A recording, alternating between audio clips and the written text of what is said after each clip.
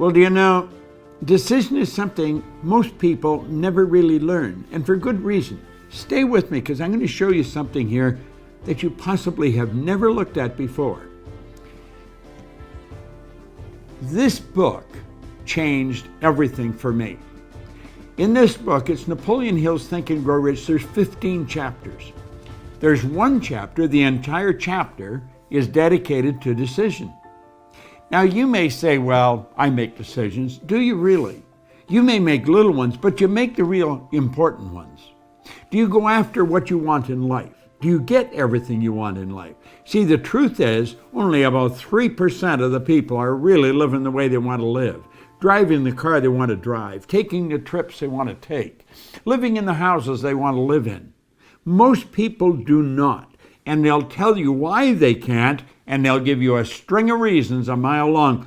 All seem very practical, very reasonable, and the leader of them all is they can't afford it.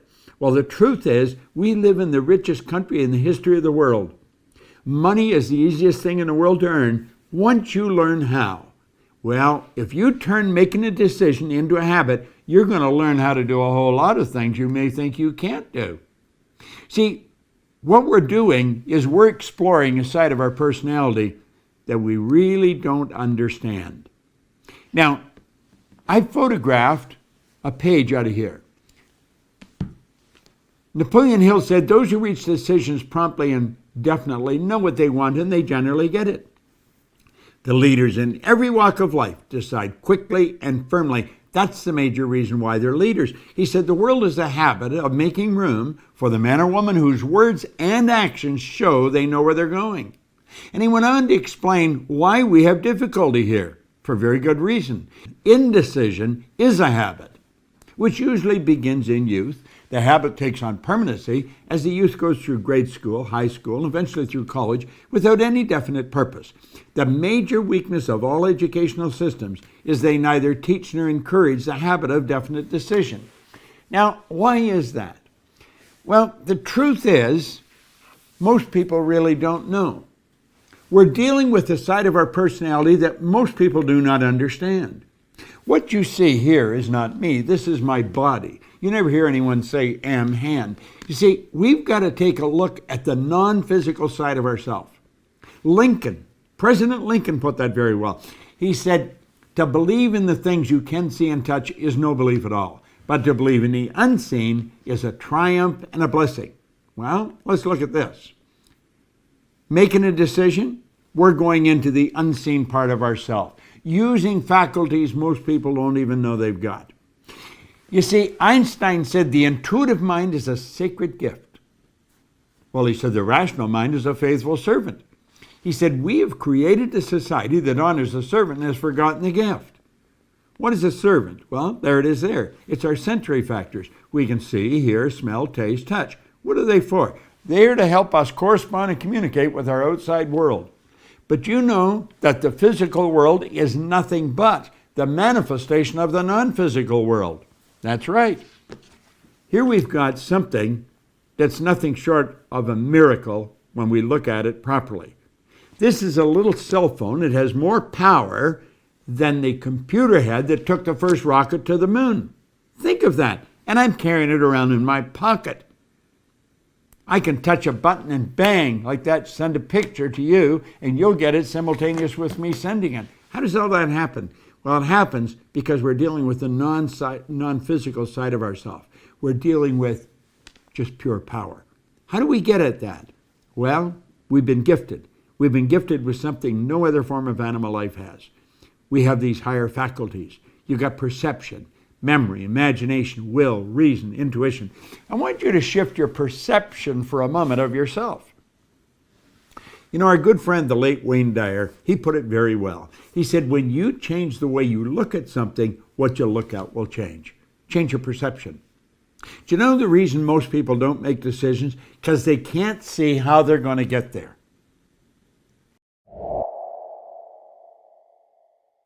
Everyone has goals, but some seem to accomplish far more than others.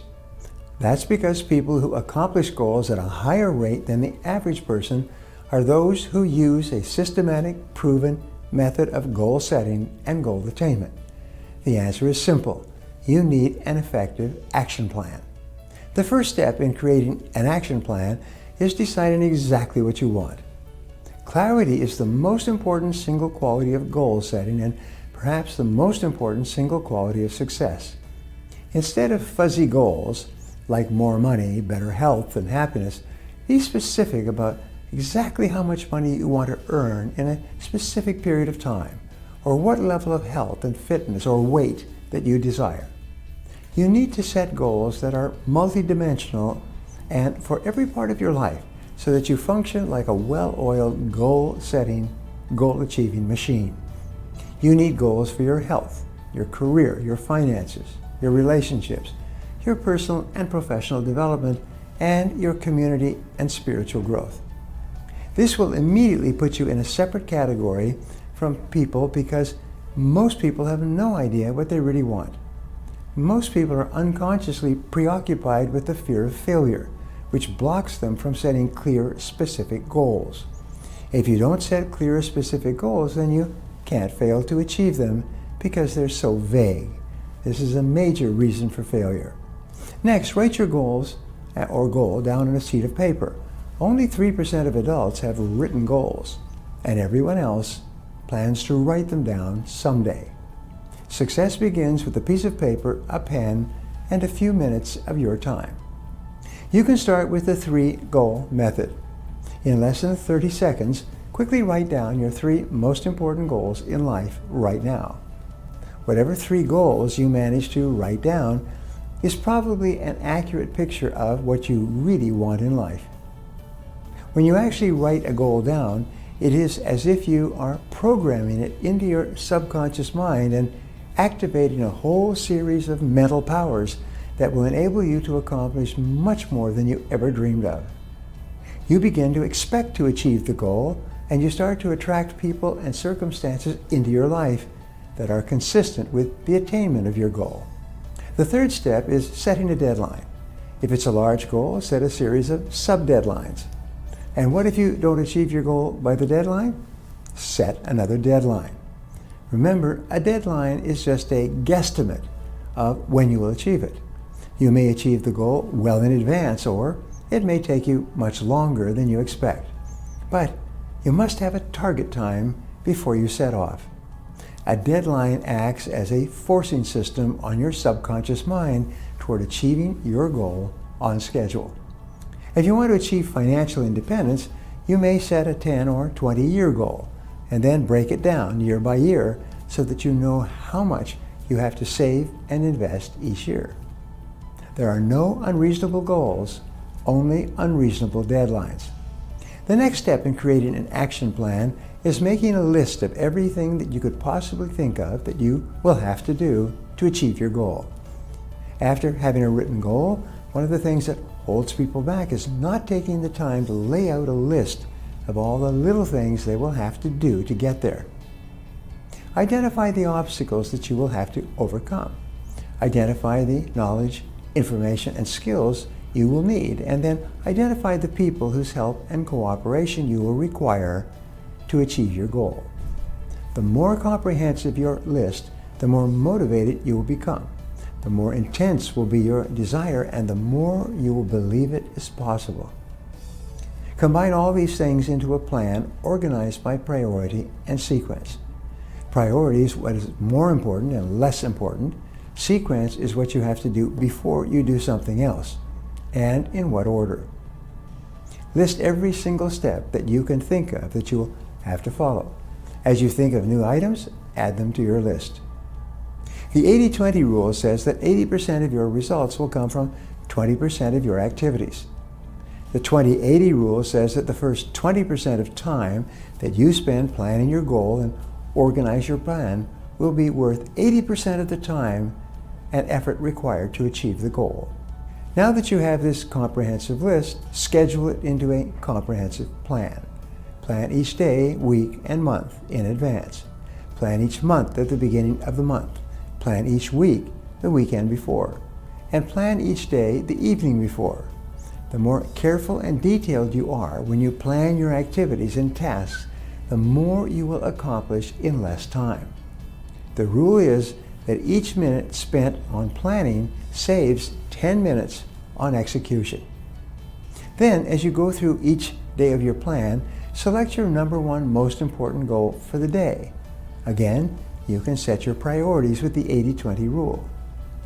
Ask yourself, if I could only do one thing on this list, which one activity is most important? Then ask yourself, if I could only do one other task on this list, which one would be the most valuable use of my time? Then write a number 2 next to it. Now keep asking this question until you have the top 20% of your tasks organized by sequence and priority. And now you have an action plan. Your next step is to take action. Keep track of your progress and make adjustments along the way. Make sure you're doing something every day to move you in the direction of what you really want in life.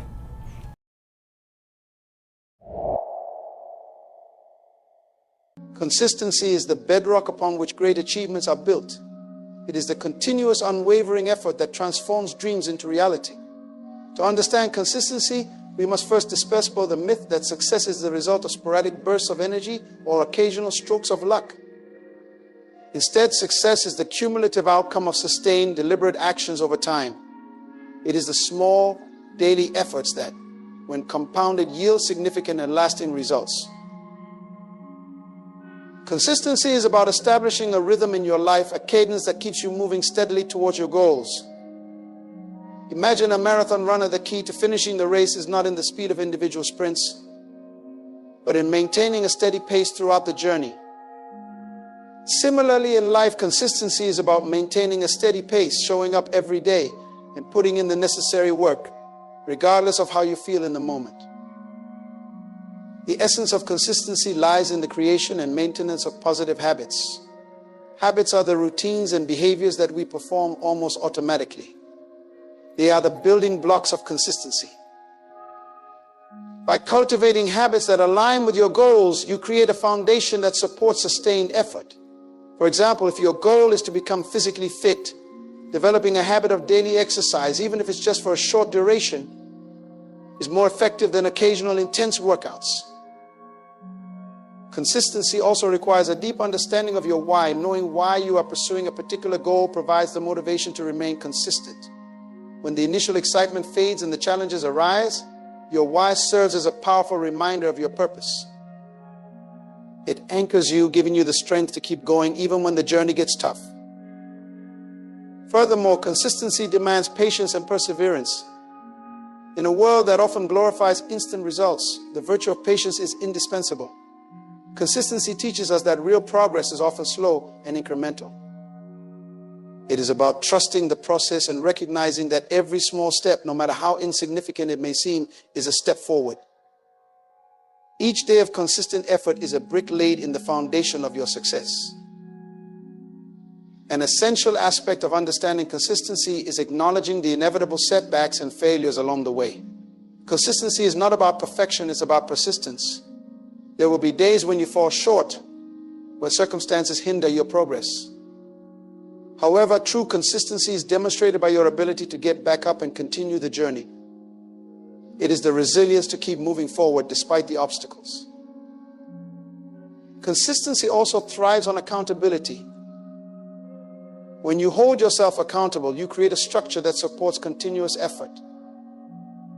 This can be through self-monitoring, setting regular check-ins with yourself, or involving others who can provide encouragement and hold you responsible for your commitments. Accountability transforms your intentions into actions and ensures that you stay on track. Another key element of consistency is the ability to focus on process rather than just the outcomes. While having clear goals is important, becoming overly fixated on the end result can be discouraging when progress seems slow.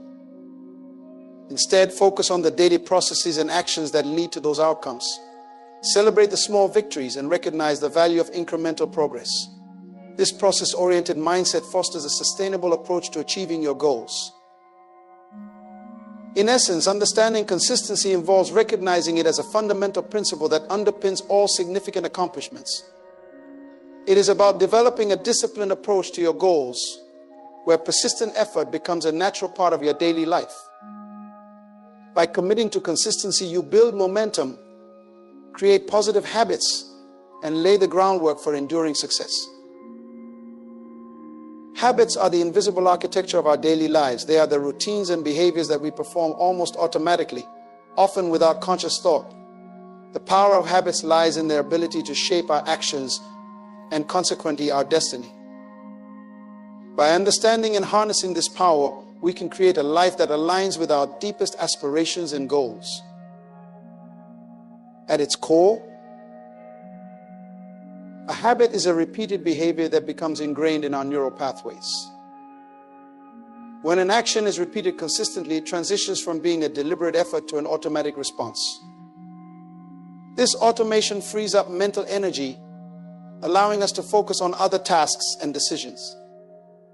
This is why habits are so powerful. They enable us to perform essential actions effortlessly and consistently. The formation of a habit follows a simple loop: cue, routine, and reward.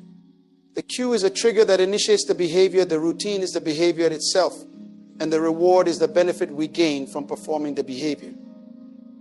Understanding this loop allows us to intentionally design and cultivate positive habits. For example, if you want to develop a habit of reading daily, you might set a specific time and place cue, read a book routine, and enjoy a sense of relaxation and knowledge gained reward. Positive habits are the building blocks of a successful and fulfilling life. They enable us to make consistent progress towards our goals without relying solely on motivation or willpower, which can fluctuate. Habits provide stability and structure, ensuring that we continue to make incremental improvements even on days when we might not feel particularly driven. This cumulative effect of small, positive actions performed consistently over time leads to significant results.